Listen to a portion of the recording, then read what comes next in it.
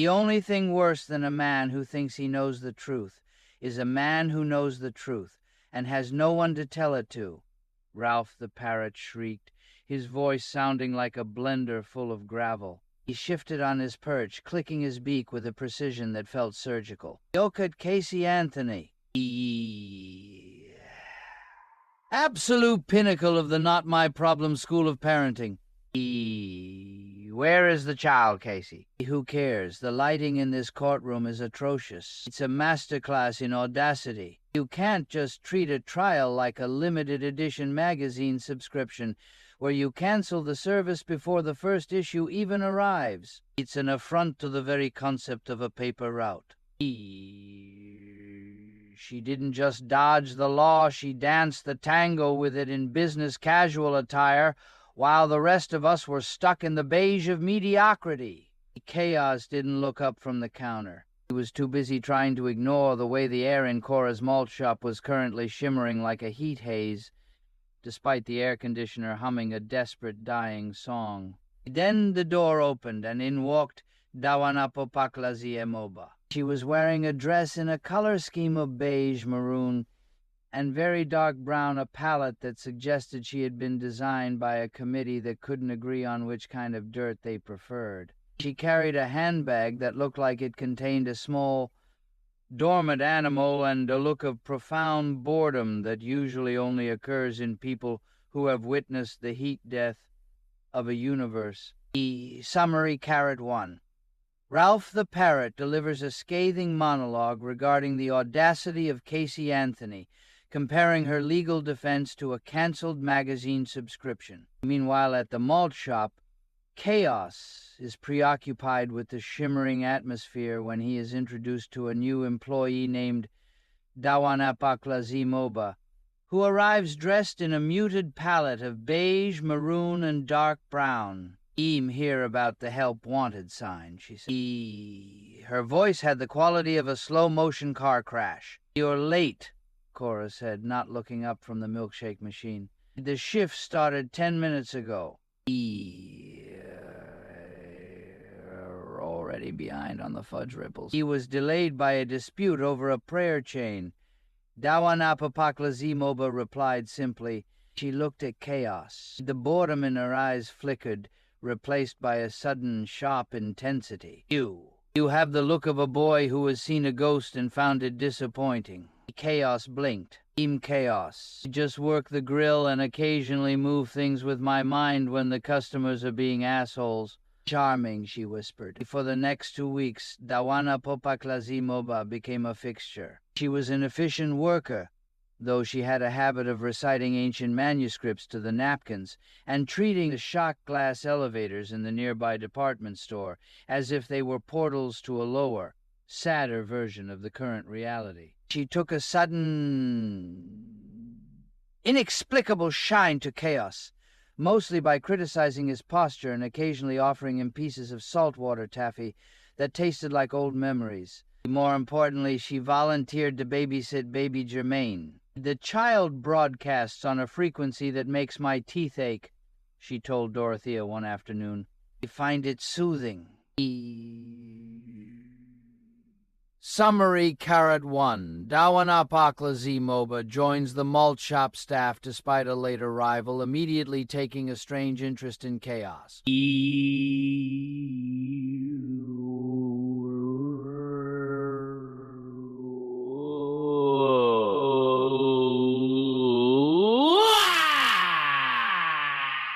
She eventually begins babysitting baby Germaine, claiming the infant's supernatural frequency is soothing. On Tuesday, Chaos clocked out of his second job at the local car wash, smelling of industrial soap and failure. He walked toward the little blue house, his mind drifting toward the mystery of the trapdoor beneath the convent, when he noticed the front door was swinging open. Silent. The house was empty. Dawanapapaklazi Moba was gone. Baby Germaine was gone. The only thing left behind was a single, oversized fly swatter resting on the coffee table and a faint scent of maroon velvet and ozone. Gumbo! Chaos yelled, sprinting toward the convent grounds. Gumbo, something's happened. They're gone. The search party formed with the usual Bayou Saint Mere efficiency, which is to say, it was a chaotic scramble of people arguing about who had the best flashlight and whether or not the hair trees were pointing in the right direction. They couldn't have just walked off, Dorothea muttered, clutching her purse. The baby can't walk. He can barely crawl in a straight line. Maybe they're in the labyrinth, Professor Voss suggested, checking a map that seemed to be drawn in disappearing ink. The spatial validity of the blue house has been fluctuating. It's possible the living room simply decided to be somewhere else for the afternoon. As the group pushed through the humid brush toward the levee, the talisman in Clothill's pocket began to hum a low, vibrating frequency that sounded like a secret being told to a deaf man. Elfin. Summary, Carrot 1. Returning from the car wash, Chaos discovers that both Dawanapo Paklazi-Moba and Baby Germain have vanished from the blue house, leaving only a fly swatter behind.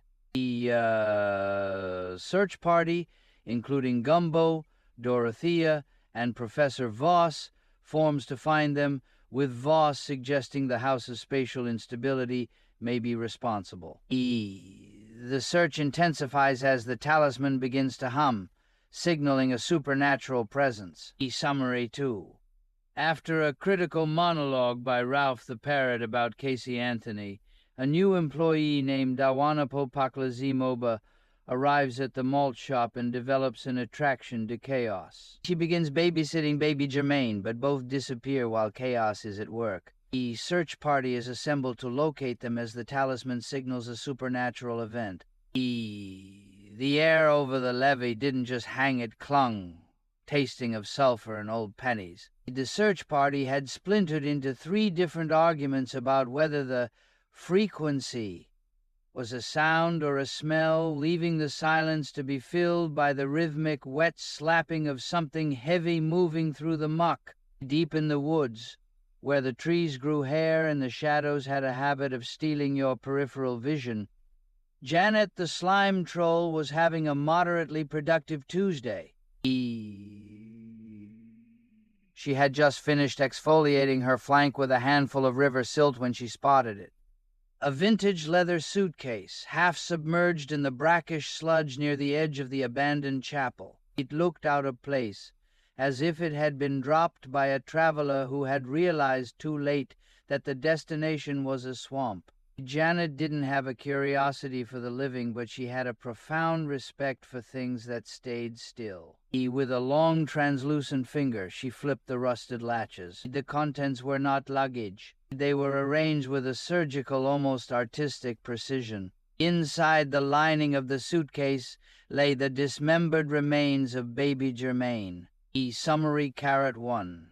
The search party struggles through the humid levee woods, distracted by internal disputes. Meanwhile, Janet the slime troll discovers a vintage suitcase submerged in the muck near the abandoned chapel. Upon opening the suitcase, she finds the remains of Baby Germain arranged with unsettling precision.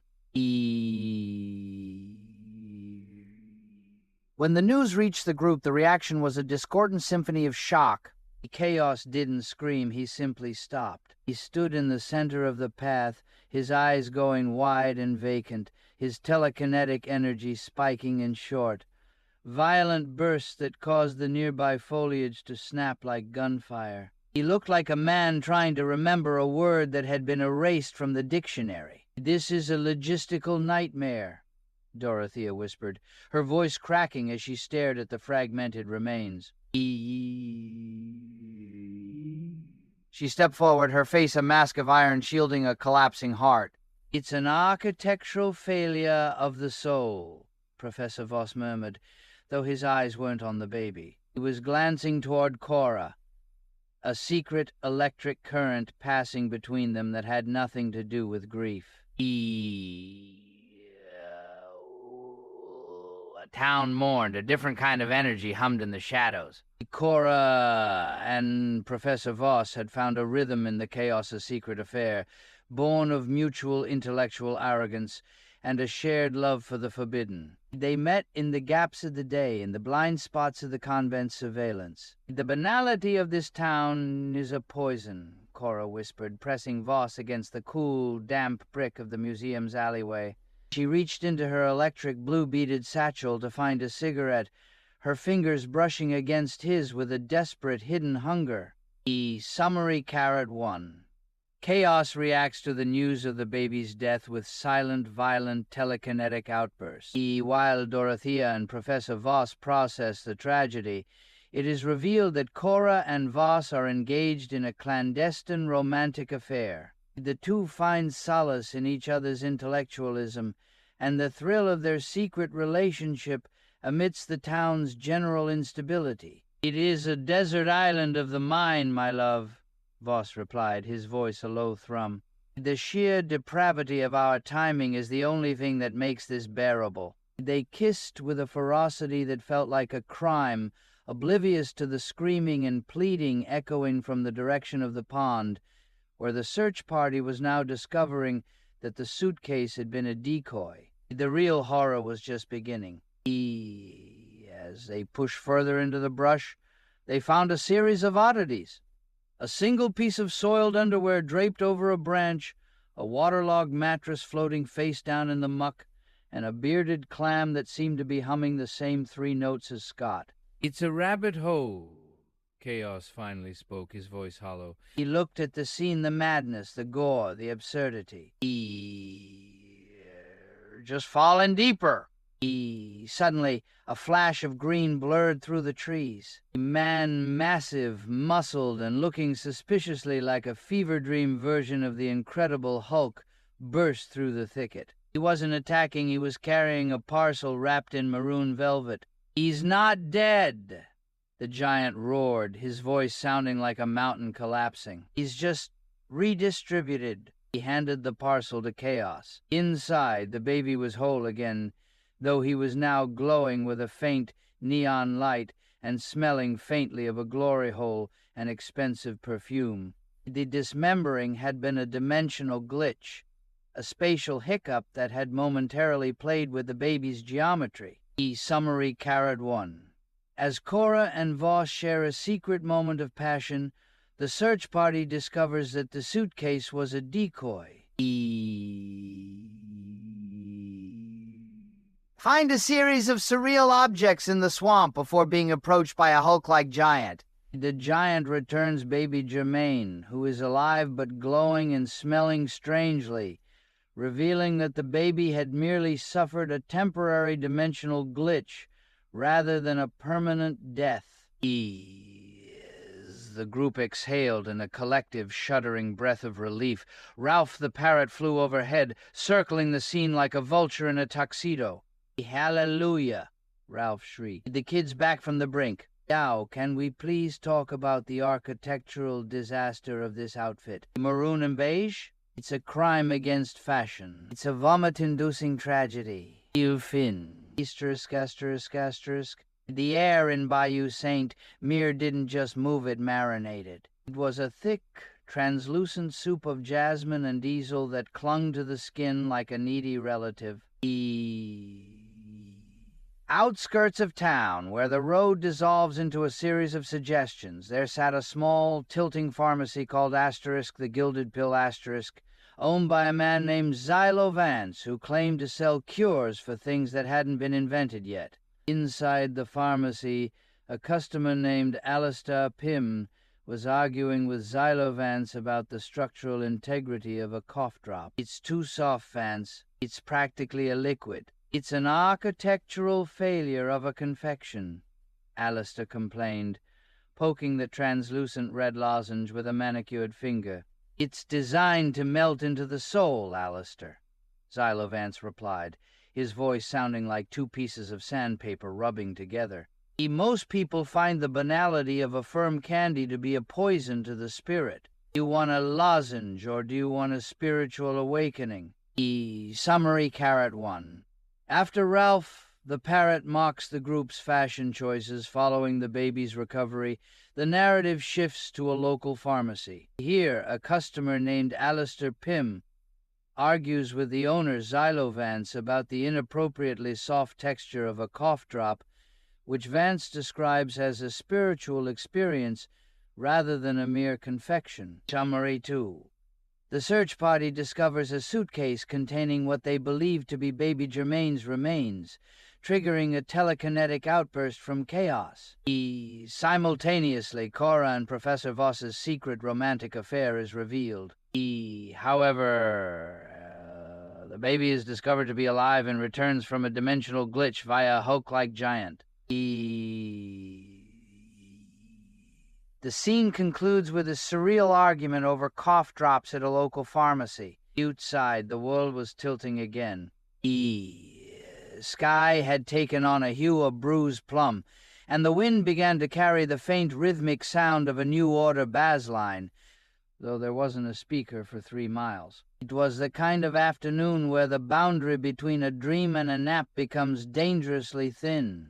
Chaos was walking toward the malt shop, his mind a static hum of anxiety, when he spotted something peculiar near the edge of the sidewalk.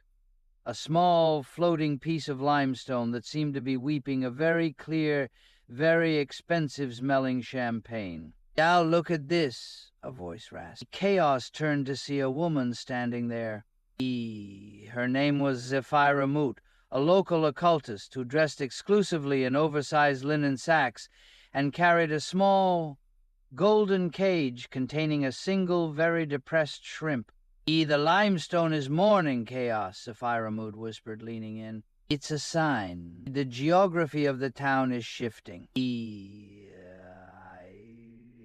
suspect the library is currently trying to migrate south for the winter." "Does the limestone know where Dawana Popaklazimoba went?" Chaos asked, his voice tight. He hadn't slept since the Redistribution incident with the baby, and his telekinetic field was leaking, causing several nearby pebbles to hover an inch off the ground in a state of permanent suspense. "The stones don't give directions, boy. They only give reviews," she replied, then walked away, her linen sack billowing like a sail in a wind only she could feel. Summary Carrot 1. Under a surreal plum-colored sky, Chaos encounters an occultist named Zephyra Moot, who informs him that a weeping piece of limestone indicates the town's geography is shifting. When Chaos asks if the stone knows the location of the missing Dawana Popaklazimoba, Zephyra Moot dismisses him, claiming the stones only provide reviews rather than directions. As Chaos continued his walk, he passed the music shop where he caught a glimpse of Professor Voss and Cora through the window. To any casual observer, they were discussing the merits of a rare 19th century manuscript on fungal growth. But in the silence between their words there was a heavy electric tension. Voss's hand lingered a fraction of a second too long on the counter, and Cora's expression was one of a woman who had just discovered a secret door in her own heart and decided to lock it from the inside. Suddenly a scream erupted from the direction of the convent. It wasn't a scream of pain, but a scream of profound confusion. Running toward the noise was a man named Brollywick, who was sprinting with a level of intensity that suggested he was being chased by his own shadow. In his arms he held a large, shimmering, objectus-small, iridescent tower made of what looked like frozen sea foam. "It's happening," Brollywick yelled, skidding to a halt in front of Chaos. "The Tower of Saurel has manifested in the middle of the road. And it's demanding a sacrifice of high-quality stationery."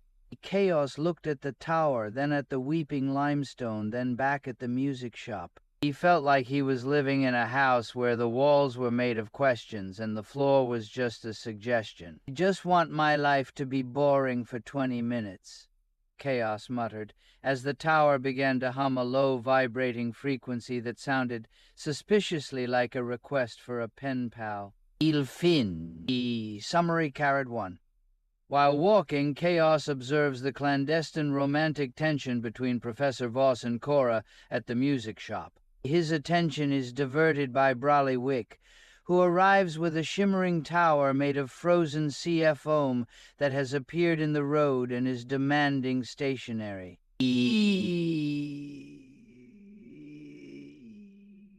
Sequence concludes with Chaos expressing a longing for normalcy amidst the escalating absurdity of the town. Chaos is still haunting the perimeter of his own patients. He exists in a state of permanent, low-grade static, a human tuning fork vibrating at the frequency of a migraine. His anger isn't a scream. It's a simmer, a slow cooker of resentment that occasionally boils over and sends the salt shakers in the malt shop dancing a frantic jig. He is a young man composed entirely of jagged edges and a desperate unspoken need for the world to stop pretending it makes sense. The same jaggedness is mirrored in the scene before him, a visual feast of the grotesque. The redistributed Baby Germain is now reclining in a high chair that seems to be melting into the floor, his skin shimmering with a pearlescent, oil-slick glow that shifts from a bruised violet to a neon lime every time he hiccups. Beside him, the maroon velvet wrap, the same fabric that had shrouded his temporary demise, is draped over the table like a spilled bottle of arterial blood, contrasting sharply with the sterile beige walls of the room. The colors are too loud, the saturation turned up until the air itself feels like it's bleeding. Summary Carrot 1. Chaos is depicted as a man struggling with a simmering internal volatility that physically affects his surroundings. This tension is contrasted with the visual absurdity of Baby Germain, who exhibits a shimmering, color-shifting skin and sits beside a maroon velvet wrap that clashes violently with the room's sterile beige environment. He looks like a very expensive piece of sushi, Ralph the parrot shrieked, landing on the edge of the high chair with a heavy thud. He tilted his head, eyeing the baby's glowing forehead. And frankly, the color palette of this room is an insult to the concept of sight. Who chooses beige and maroon? It's the interior design of a mid-priced funeral home in a town that doesn't believe in burial. Shut up, Ralph, Chaos snapped, though his voice lacked conviction. He was staring at the baby, wondering if the glow was permanent or if it would eventually fade into a dull, manageable hum. The door creaked open, and in walked a man named Quilliam Vex, a local notary who dressed in a suit of such aggressive business casual that it felt like a personal attack. He was carrying a stack of folders and a look of profound boredom. The paperwork for the dimensional redistributional claims is ready, Quilliam Vex announced, his voice as dry as a dead moth. I must say, the legal precedent for a baby being redistributed is surprisingly thin. Basically operating on the logic of a malfunctioning vending machine. Can we just get the baby to stop glowing? Dorothea asked, stepping into the room with a heavy sigh. She was holding a prayer chain in one hand and a lukewarm cup of coffee in the other. He's distracting the neighbors. Mrs. Gable thinks we've installed a neon sign in the nursery. Suddenly a loud, wet thwack echoed from the hallway. They all turned to see a woman named Aomora, a small, wiry creature of a person who ran the town's only legal paper route. She was drenched in a substance that looked like iridescent syrup and was clutching a single soggy magazine subscription to *Occult Gardening*. The Tower of Saurel is eating the mailboxes. Mora gasped, her eyes wide with a mixture of terror and professional curiosity. It's not just stationary at once anymore. It's demanding a full audit of the town's municipal records, and it's starting with the water bills. Ralph flapped his wings, his eyes gleaming with a sudden malicious inspiration. He puffed out his chest and launched into a monologue that sounded like a courtroom transcript written by a lunatic. Oh, please. You want to talk about audits and missing records? Let's talk about the gold standard of audacity. Casey Anthony. Now, there is a woman who treated the legal system like a canceled magazine. Subscription just a recurring annoyance that she could simply stop paying for. Look at me. I'm just a girl with a small child and a very large, very convenient amount of circumstantial evidence that leads nowhere. The sheer, unadulterated gall of that woman's defense was a masterpiece of theatrical lying, a symphony of I don't know where the body is. But look at this lovely dress I bought with the money I didn't spend on a child's funeral.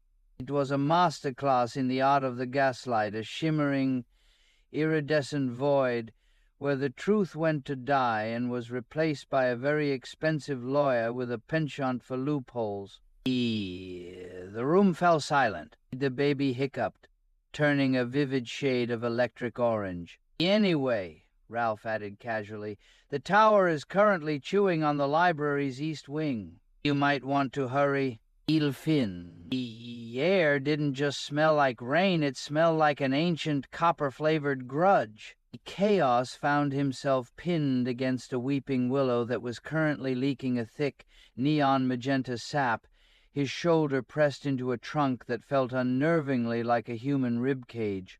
Facing him was Maman Villeseshke, a Creole mystic whose eyes had transitioned from a deep brown to a predatory, iridescent gold.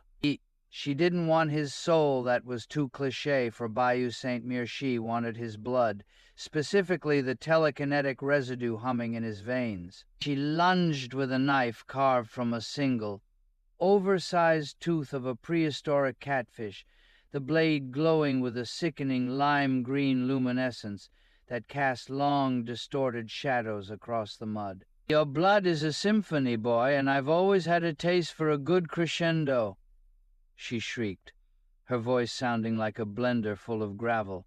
Before the blade could taste his collarbone, the world snapped. The magenta sap on the tree suddenly inverted, pulling them both through a jagged vertical tear in the atmosphere. In a blink, the muggy heat of Louisiana was replaced by the sterile, humming silence of the silver world. They landed hard on a surface that looked like a frozen lake of mercury, reflecting a sky that didn't have a sun, only a series of concentric, rotating gears made of translucent pearl. The transition had been so violent that Chaos's shirt had turned into a handful of wet confetti, and Mama Villeseshke was suddenly wearing a Victorian mourning veil made of living spiders.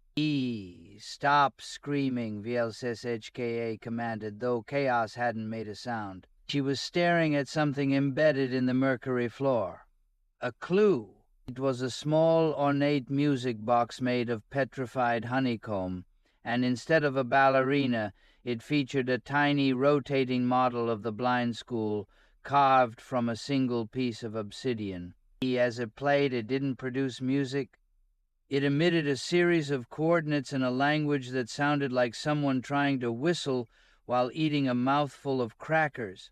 Coordinates to the labyrinth's basement, Chaos whispered, his telekinesis sparking in his fingertips, sending small silver ripples across the floor. She's not just hunting me. She's using me as a compass. A compass with a very loud mouth, a voice interrupted. Ralph the parrot appeared, gliding through the silver world with an improbable amount of grace, perched atop a floating piece of driftwood that smelled faintly of old library paste. He looked at the obsidian music box and let out a sound that was half laugh, half gag. Honey, the aesthetic here is simply dire, Ralph squawked. Symmetry is for people who can't afford a decent decorator. In you. He glared at Maman Villeseshke. That veil is a hate crime. It's giving Gothic attic, but in a way that suggests you've completely given up on the concept of hygiene. It's a fashion tragedy of Shakespearean proportions. You feathered mistake, Evil-SSHKA hissed, though she was distracted by the music box, which had started to leak a slow, gold syrup that spelled out the word RUN in a very elegant cursive script. Suddenly, a man named Glimmerthorpe stepped out from behind a pillar of floating quartz. He was wearing a diving bell as a hat and carrying a briefcase made of cured ham. "Pardon the intrusion," Glimmerthorpe said, his voice sounding like a polite, muffled accordion. "But has anyone seen my subscription to the Quarterly Quagmire I believe it may have been sucked into the vacuum of this particular dimension." Chaos looked at the Obsidian School, the Spider Veil Mystic, and the Ham Briefcase Man. He felt a sudden, overwhelming urge to go back to the malt shop and eat a very large, very normal milkshake. "I'm done," Chaos muttered, his voice trembling with a mixture of rage and exhaustion. "I am officially resigning from the plot of my own life. Resignation requires a notary." Ralph shrieked, diving toward Glimmerthorpe's head. "And since we're in the Silver World, the only notary available is a fish with a degree in maritime law. Now, who's going to tell me why the baby is currently acting as a lighthouse for the blind school's ghosts? Or are we just going to stand here admiring the Mercury?" The Silver World didn't just reflect, it echoed.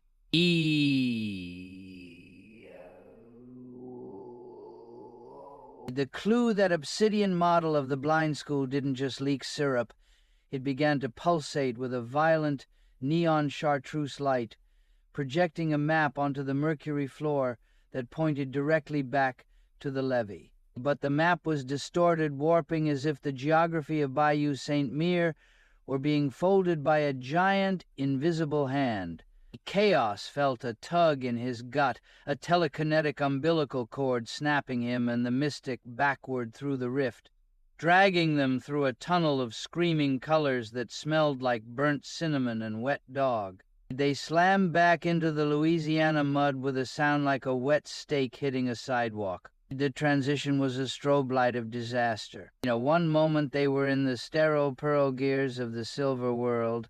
The next, they were sprinting through the blind school's hallways, where the walls were sweating a thick, translucent oil and the students, blind and beatific, were humming a song that made Chaos's teeth feel like they were turning into marshmallows. Eviles Shka was a blur of spider lace and hatred, her catfish tooth knife carving iridescent gouges into the mahogany banisters. "The blood!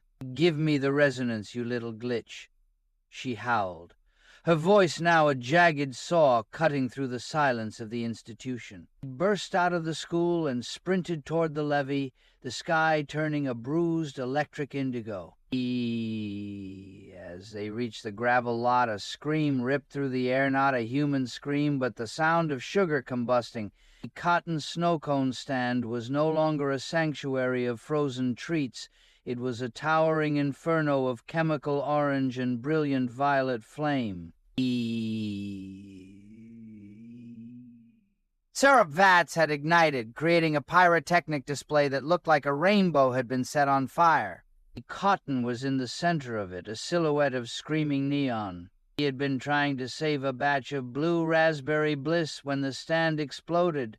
He was engulfed, his skin turning the color of a charred brisket, 75% of his body a map of blistering agony. Yet in the surreal logic of Sour Ale, Cotton didn't stop smiling. Even as he collapsed into the gravel, his voice remained an upbeat, syrup-soaked drawl. "Yow. That's what I call a flash freeze," he wheezed, his eyes twinkling through the soot. Ralph the parrot landed on a charred piece of plywood, ignoring the smell of burning sugar to look at the wreckage. He puffed his chest, his eyes narrowing with a sudden critical intensity. "Look at this, the sheer unmitigated chaos of it all." Ralph squawked, his voice shifting into a theatrical, judgmental baritone. "It's exactly like that old show, Who's the Boss? You've got the domestic power struggle, the clashing classes, the absolute absurdity of the living arrangements. Tony Michelli thinks he's the man of the house because he can scrub a floor, while Angela pretends she's in charge while her life is a crumbling facade of upper-middle-class desperation. It's a comedy of errors played out in a living room that smells like lemon pledge. And that's exactly what we have here. Chaos is the reluctant Tony, the help who actually does the heavy lifting, while Mammon VSSHKA is the Angela of the occult demanding order and blood tithes, while her own life is a disorganized mess of spider veils and catfish teeth. Who's the boss? Nobody. The tower is the boss. Labyrinth is the boss. And we're all just secondary characters in a sitcom where the laugh track is played by a choir of screaming faceplants.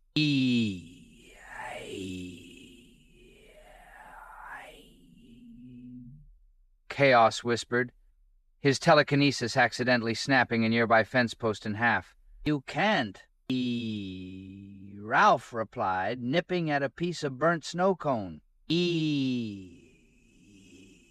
I'm the only one providing the subtext. From the shadows of the levee, a man named Zillow Prim stepped forward. He was wearing a suit made of iridescent fish scales and carrying a small, vibrating tuning fork. He looked at the burning stand, the glowing baby in the distance, and the bleeding mystic. The audit has begun, Zillow Prim announced, his voice sounding like a single, long, vibrating string. And the first thing to be liquidated is the concept of Tuesday. Chaos was still shaking the silver world's mercury off his skin, his mind a static blur of Maman VSSHK's iridescent gold eyes and the smell of cotton's charred, sugar-coated flesh. The memory of the levee, the orange fire, and the blind school's humming walls felt like a fever that wouldn't break. But as he leaned against the vibrating fence, his thoughts drifted to the sheer, absurd scale of his own anatomy. It was a local legend in the more permissive corners of Bayou Saint. Mere chaos possessed a physical endowment that felt less like a biological trait and more like a structural anomaly, a heavy, thrumming weight that seemed to possess its own gravitational pull. It was a burden of masculinity that felt almost supernatural, a secret he carried with a mixture of adolescent pride and genuine logistical frustration. The air shifted, turning thick and sour, pulling them all toward the storage shed behind the call center. In the dim, oil-slicked light of the shed, the atmosphere curdled into something predatory. Mamo... Bill SSHKA, her spider veil now torn and clinging to her like a second skin. Didn't want the blood anymore, she wanted the power that came with the heat of the moment. She lunged at chaos, not with a knife, but with a desperate, suffocating hunger. It was a violent, jagged collision of bodies against old crates of communion wine and rusted garden shears, a frantic, non-consensual scramble for dominance that felt less like passion and more like a territorial dispute. Just as the struggle reached a fever pitch, the shed doors were blown off their hinges by a stampede of rabid, foam-mouthed pigs. These weren't ordinary swine, they were the screaming sows of Saurel, beasts with human-like teeth and a taste for liturgical fabrics. The pigs surged in, a tide of pink, bristly chaos, knocking the mystic and chaos apart with the force of a freight train. In the ensuing madness, a man named Brigsby, a local locksmith, who looked like he was made entirely of leather and bad intentions, saw his opening. Brigsby didn't believe in consent or caution, he believed in opportunistic timing. With a guttural roar, he tackled Mamonville-SSHKA into a pile of damp burlap sacks.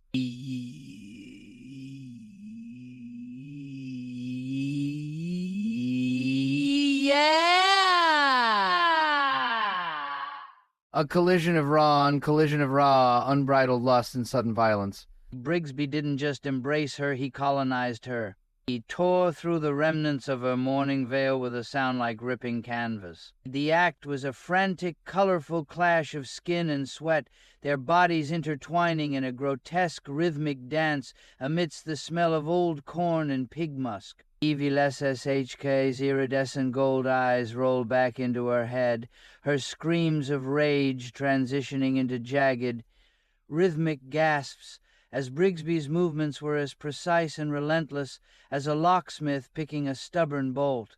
It was a symphony of friction and filth, played out on a stage of dirty floorboards while the rabid pigs circled them, oinking in a cadence that sounded suspiciously like a slow-tempo jazz beat.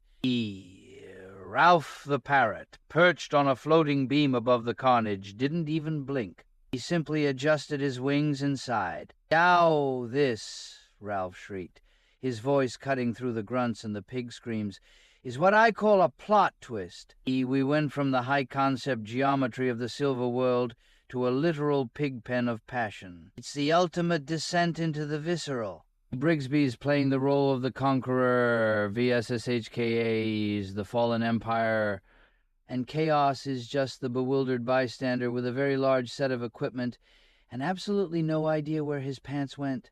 Chaos looked down at his confetti shirt and the mud on his ankles. He looked at Brigsby and the Mystic, who were now locked in a sweaty, heaving pile of contradiction. "Can we go back to the part where the baby was a lighthouse?" Chaos asked, his voice sounding small and exhausted. "You think I'd prefer the ghosts?" The mirror in the storage shed didn't just reflect, it bled. A jagged crack had appeared across the silvering, and from the fissure Concepcion's voice emerged not as a sound, but as a series of neon yellow subtitles scrolling across the glass. "E** the basement is breathing, ** the text warned, the letters vibrating with a frequency that made Chaos's molars ache. As the warning faded, the glass suddenly liquefied, and Scott erupted from the mirror like a champagne cork. He was, as usual, limbless and damp, floating midair with a beatific expression of total confusion, humming a tune that sounded like a lullaby played on a broken radiator. He drifted toward the heaving pile of Brigsby and VSSHKA, his translucent skin shimmering with a pearlescent, oily film, and gently bopped Brigsby on the forehead with a phantom, invisible finger. The impact of Scott's touch triggered a chemical reaction in the air. A burst of electric violet sparks exploded from the point of contact, spraying across the scene like glittery shrapnel. The sparks didn't just light up the room, they acted as a highlighter for the grotesque details of the struggle. The vivid lime-green residue of the catfish knife still staining the floor, the iridescent gold of VSSHA's eyes now clouded with a milky, ecstatic haze, and the raw, crimson scratches Brigsby had left on the burlap sacks. The same violet light clung to Chaos's skin, tracing the invisible lines of his telekinetic aura and shimmering, jagged veins of amethyst light that pulsed in time with the distant rhythmic oinking of the pigs. But as the light settled, the silence that followed was heavier than the noise. Chaos said, squinting through the violet haze. Where the hell is Gumbo? The old man had been leaning against a crate of communion wine only moments ago, his fading powers humming like a distant bee. Now there was only a lingering scent of peppermint and old tobacco, and a single, oversized footprint in the mud that seemed to lead not out of the shed, but into the floor.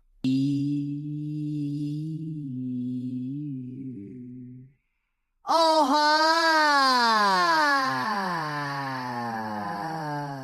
Gumbo didn't just walk away, he was deleted. Probably a clerical error in the labyrinth's filing system. Or maybe he finally decided that watching Brigsby engage in locksmithing was too much for his cardiovascular system. "He can't be gone," Chaos snapped, his amethyst aura flaring.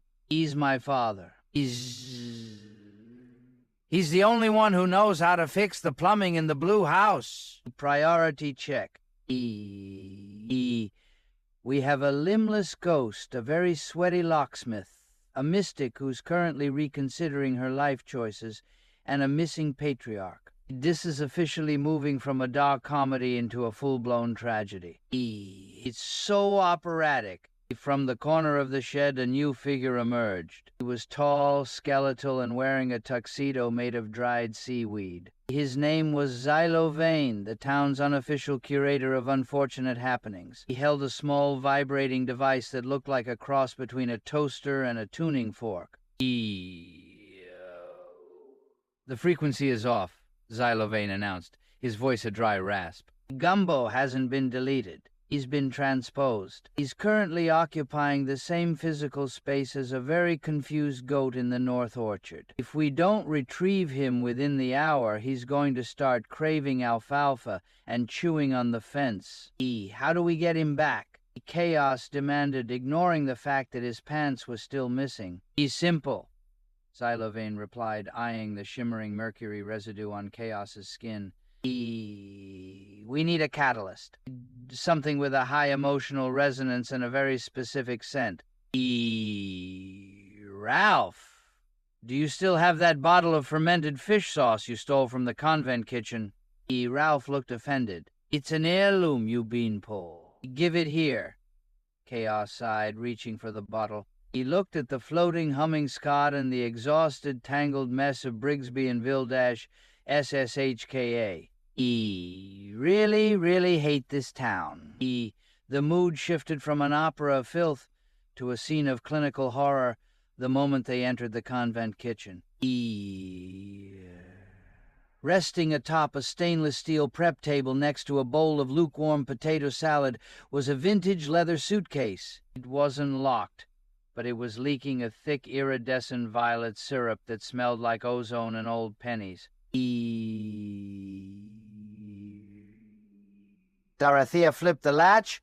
She didn't find clothes or travel documents. She found a torso pale, perfectly preserved, and severed with surgical precision at the waist and neck. It was Alas el torso.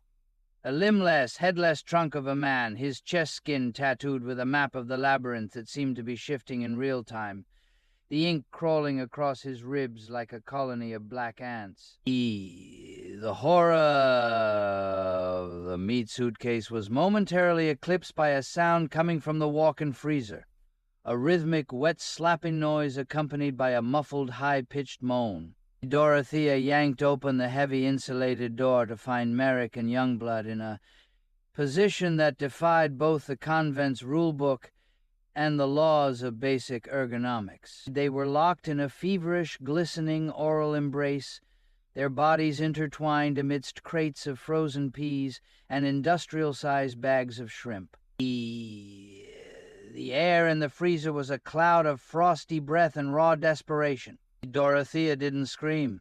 She didn't even look surprised. She simply stood there, the torso suitcase still open beside her, and stared at them with a gaze that could have petrified a gargoyle. Merrick and Youngblood froze, eyes wide and pupils dilated, their faces flushed a vivid neon pink that matched the syrup leaking from the suitcase. The silence was a physical weight, a suffocating blanket of shame and shock that rendered them utterly mute.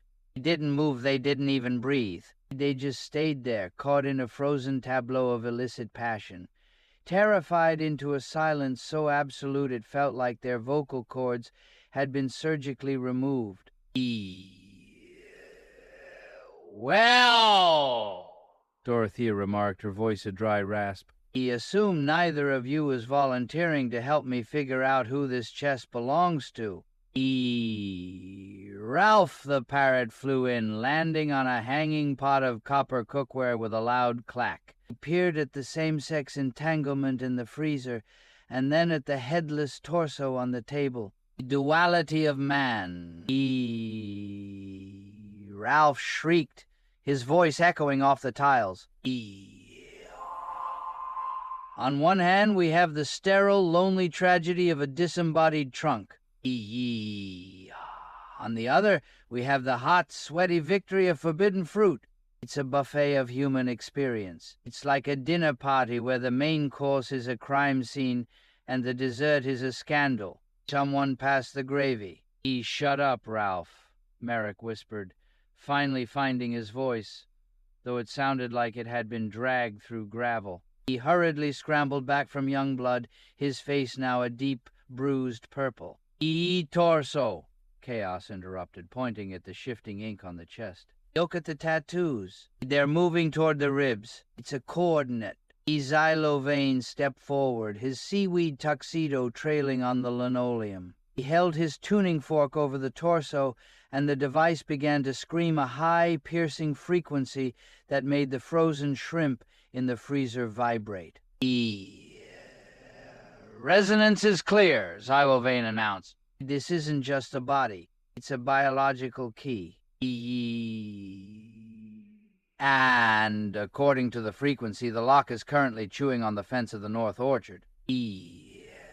Right, Chaos said, glancing at the shivering Merrick and Youngblood.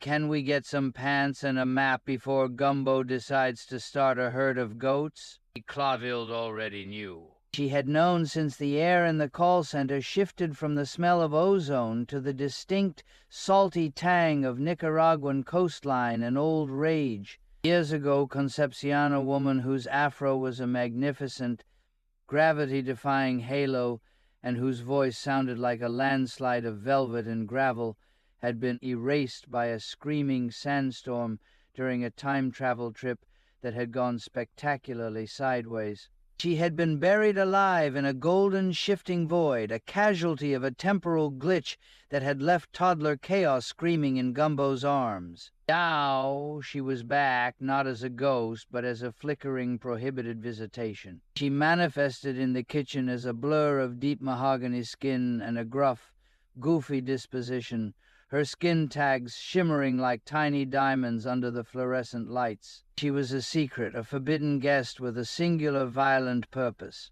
to deliver a message and execute a silent sabotage that the universe had strictly forbidden her from mentioning. She stood there, invisible to most, her anger issues vibrating at a frequency that made the tomato soup in a nearby pot simmer without heat. She looked at Gumbo, then at Chaos, her eyes softening into a brief, heartbreaking tenderness before her face hardened back into a mask of sheer irritation. She wanted to scream that she loved them, but she was only allowed to whisper to the three of them, Gumbo, Cora, and Chaos, and even then, she had to do it while they were distracted by the sheer absurdity of the torso suitcase. Meanwhile, at the blind school, a student named Xylovane's cousin, a girl named Ilara, was being escorted toward the gates. She was being expelled for the high crime of possessing lesbian Braille erotica, which she had hidden inside a hollowed-out copy of the Republic. As the dean yelled, Ilara suddenly collapsed into a psychic trance, her body stiffening like a piece of vacuum-sealed denim. Her mouth opened, and a voice that wasn't Hertz, a voice that sounded like a choir of dying seals, boomed out a message. Asterisk, the stockbroker is hiding in the beige carpet, and the bowling ball is actually a hologram of a nuclear fallout shelter.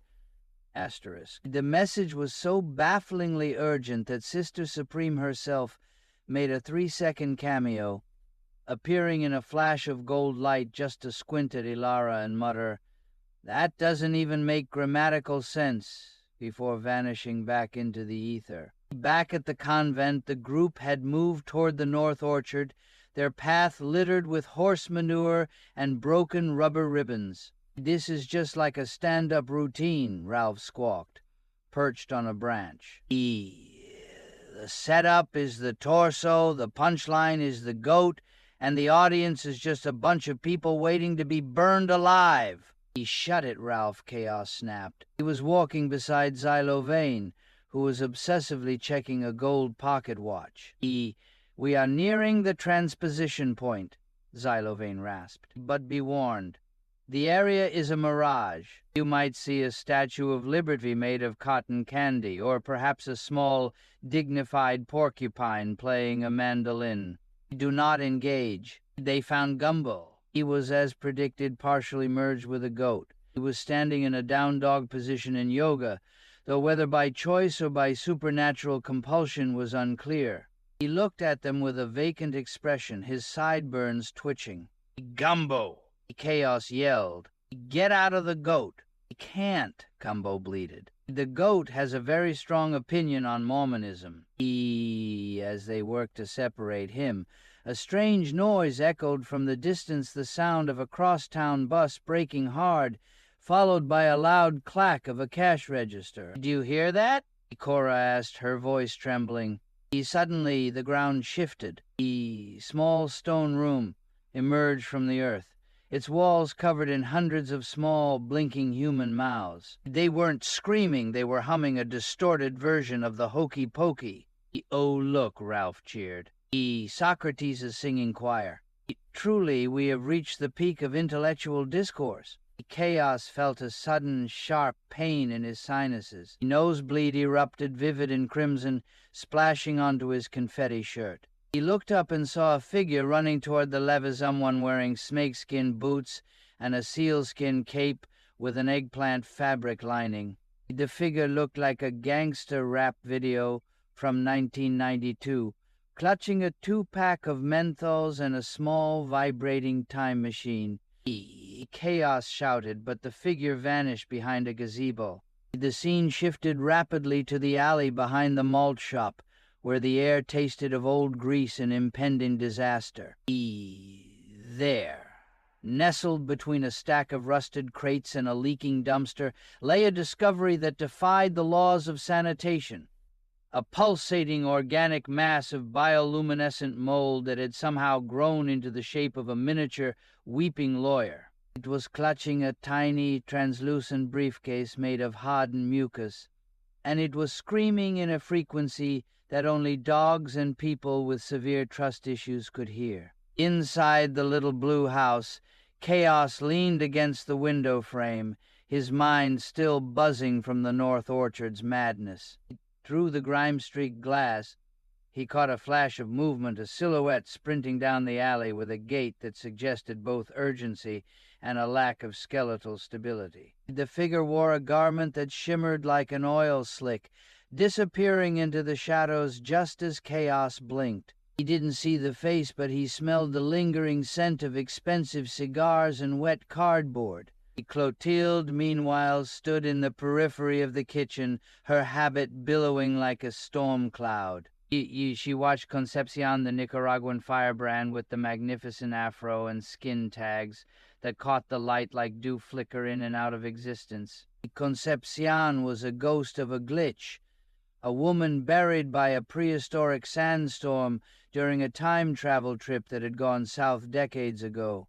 She was here on a deadline, her gruff, deep voice vibrating in a frequency that only Cora, Gumbo, and Chaos could perceive.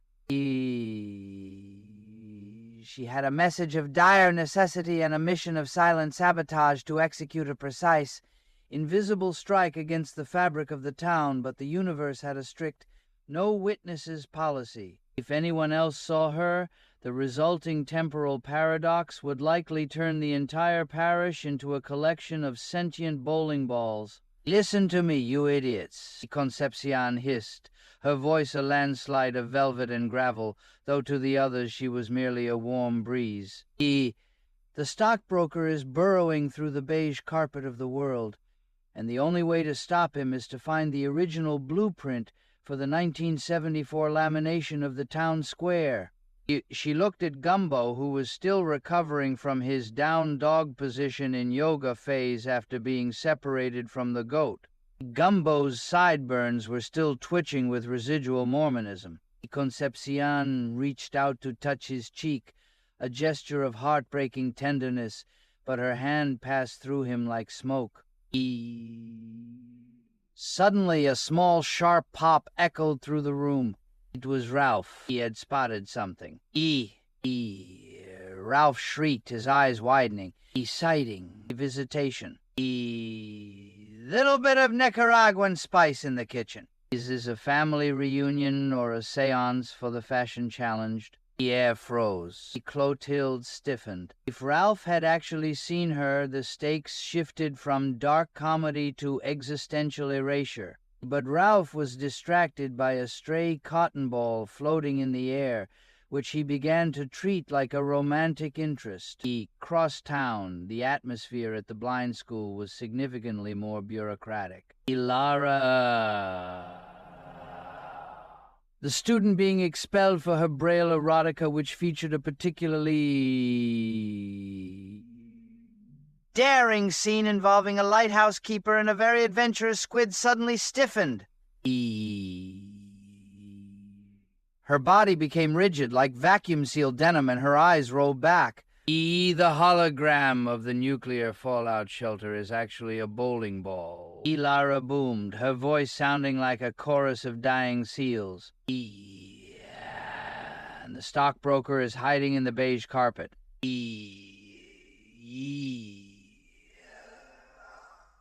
Utterance was so bafflingly specific that a rift opened in the hallway. His Sister Supreme made a 3-second cameo, appearing in a flash of gold light. She squinted at Ilara, looked at the Braille book, and sighed. This is grammatically offensive," she muttered before vanishing back into the ether. Chaos, still haunted by the figure in the alley, decided to venture out. He stepped over a pile of horse manure and a discarded rubber ribbon, his mind racing. As he walked, he noticed the town was acting up. The crosstown bus screeched to a halt midair, its tires leaving yellow skid marks across the sky. Beside the road, a mirage appeared. A Statue of Liberty made of cotton candy, holding a torch that looked suspiciously like a giant, glowing nipple. Now this is a stand-up routine. Ralph squaws from a nearby fence. The setup is the budget cuts, and the punchline is we're all being burned alive by a metaphysical fever dream. Chaos ignored him and pushed toward the gazebo, where he found a man wearing snakeskin boots and a sealskin cape with an eggplant fabric lining. The man was frantically checking a gold pocket watch and clutching a 2-pack of menthol. "You're bleeding on the carpet, kid. It's a small-bore tragedy, but the color is aggressively festive," the man in the sealskin cape remarked, his voice sounding like a rusty hinge. He didn't look at Chaos's nose. He was too busy staring at his gold pocket watch with the intensity of a man trying to negotiate with time itself. Chaos wiped the crimson streak from his lip, his mind still vibrating from the sight of the cotton candy Statue of Liberty currently looming over the town square, its torch a singular, glowing nipple of pink sugar that seemed to be judging the architecture of Bayou St. Mere.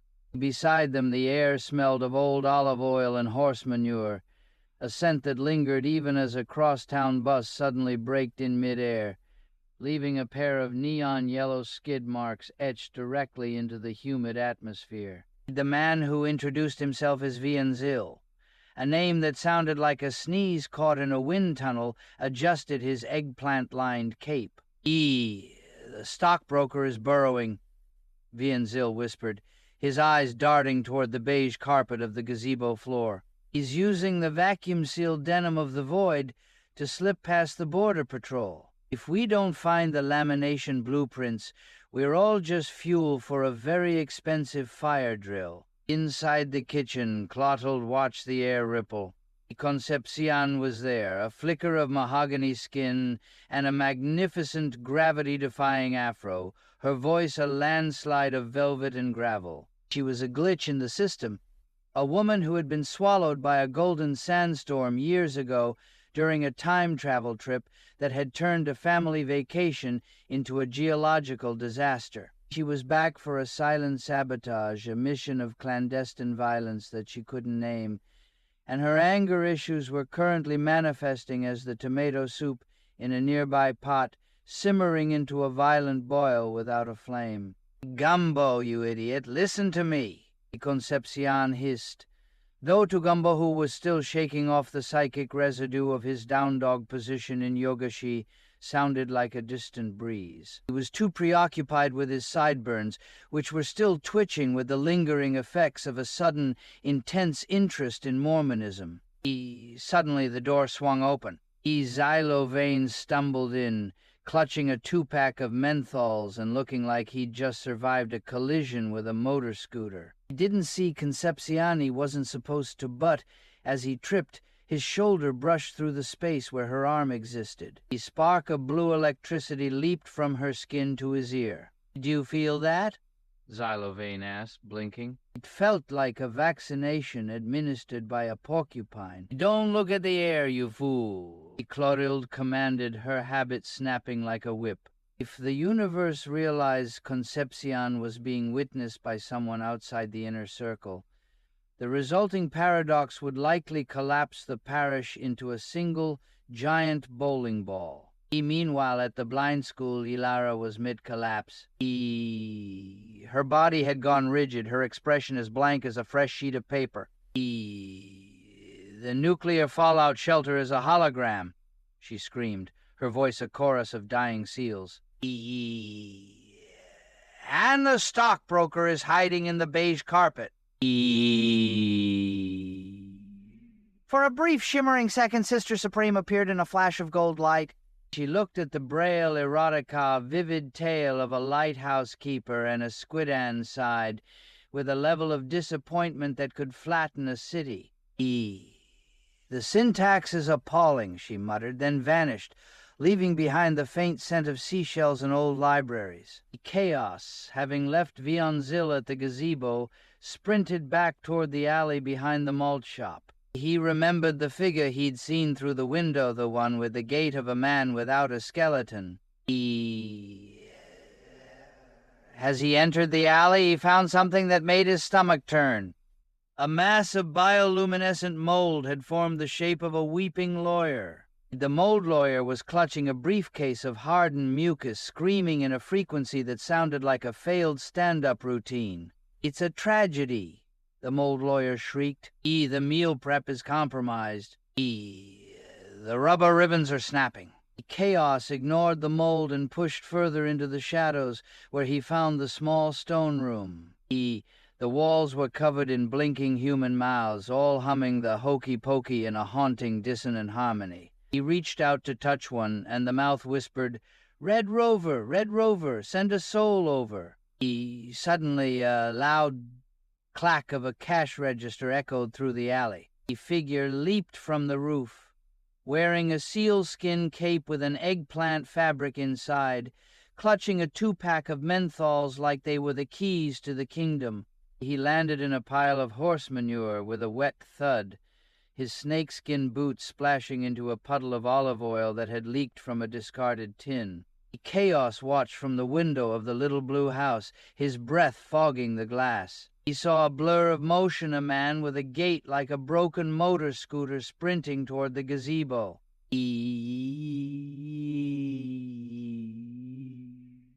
Turned, Chaos caught a glimpse of a face that looked like a distorted hologram of a debt collector.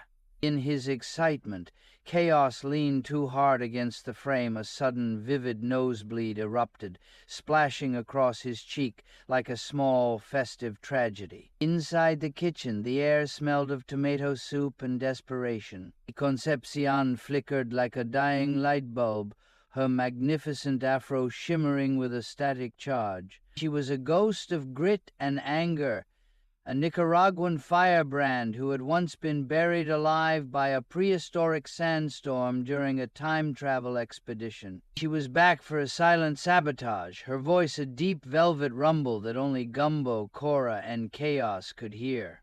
She glared at Gumbo, who was currently stuck in a down dog position in yoga, his sideburns twitching with a sudden, inexplicable surge of Mormonism. "You idiots are missing the point," Concepcion hissed, though to the rest of the room she was just a drafty breeze. The stockbroker is burrowing through the beige carpet of the universe. He crossed town at the blind school. Ilara, whose expulsion for Braille erotica was the talk of the faculty, suddenly entered a psychic trance. Her body went rigid, resembling vacuum-sealed denim. "Nuclear fallout shelter is a hologram," she screamed, her voice sounding like a quack from a distant pond. "And the meal prep is compromised." Sister Supreme materialized in a flash of gold, squinting at Ilara. The syntax is appalling, she muttered, smelling faintly of seashells and old libraries, before vanishing in a puff of powder. Chaos stepped out into the alley, stepping over a stray rubber band and a piece of a broken mandolin. He found the small stone room, where the walls were covered in blinking human mouths. They were all humming the hokey-pokey in a dissonant, haunting harmony. As he approached, a mouth whispered, Red Rover, send a soul over," and suddenly a mirage appeared. A giant statue of Liberty made of cotton candy, its torch shaped like a glowing nipple. "This is a real stand-up routine," Ralph the parrot shrieked from a nearby fence, clutching a cotton ball. The setup is a time bomb, and the punchline is we're all being burned alive by a metaphysical fever dream. Beside him, a crosstown bus suddenly braked in midair, leaving neon yellow skid marks across the sky. The driver, a man named Zillow Vane, looked down and screamed about a lap band surgery gone wrong. The chaos intensified. A man in a garment of shimmering silk rushed past, screaming about a fire drill and the dangers of a porcupine vaccination. He collided with a man who looked like he'd stepped out of a 1992 gangster rap video, who was frantically checking a gold pocket watch. "Lamination is failing," the man yelled. "We need the blueprints before the bowling ball effect takes over." Chaos felt a surge of telekinetic energy, but it was interrupted by a sudden flash of light. He saw a lawyer made of bioluminescent mold, clutching a briefcase of mucus, sobbing about a failed romance in a crack house. The lawyer pointed toward the levee, where a giant cotton gin was inexplicably sprouting from the mud. Suddenly the mood shifted. Humor evaporated as a jagged rift opened in the dirt. Gumbo, Cora, and Clothold were swept into a vortex of rubber ribbons and bruises. Gumbo was thrown against a brick wall with a sickening crunch. His leg snapped, a serious injury that left him gasping. Cora was pinned under a fallen beam of the gazebo, her breathing shallow, appearing near death as the air around her turned into a thick, suffocating syrup. Clothold tried to reach them, but she was intercepted by a creature that looked like Socrates if he had been redesigned by a committee of angry bees. It held a small vibrating device that sounded like a malfunctioning cash register. "Surrender," the creature bellowed. As the dust settled, the only sound left was Ralph the parrot, who looked at the wreckage inside. Well, at least the carpet is still beige. Elfin.